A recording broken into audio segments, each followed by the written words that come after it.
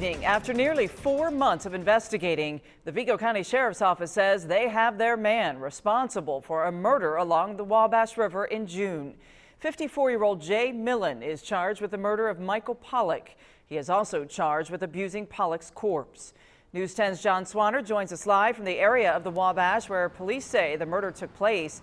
In tonight's top story, John tells us how sheriff's detectives were able to crack this case. John?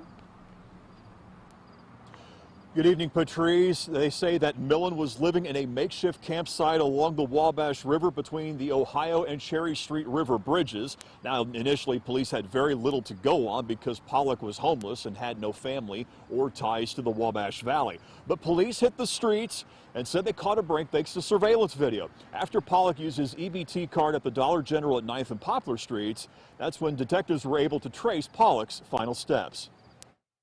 We actually have security video revealing that Michael Pollock's last footsteps through downtown Terre Haute crossed Terre Haute City Hall parking lot and walked directly to an area located between the Ohio Street and Cherry Street River bridges. Again, this is where Jay Millen's campsite was located.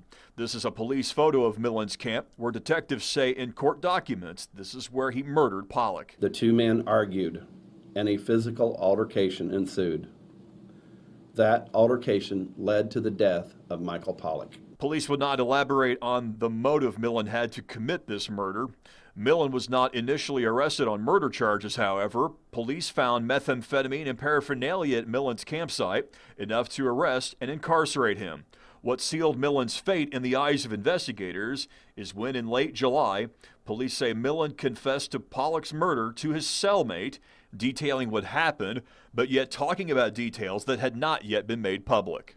This morning and during that hearing, the judge had to ask Millen on 3 separate occasions what he was going to do for an attorney. It appeared that Millen was in complete disbelief at what was happening to him at that time. Now, he eventually asked for a public defender and then was seen with his head on the table in front of him for some time after his hearing concluded. He'll be back in court on October the 22nd. Patrice, back to you. All right, thank you, John.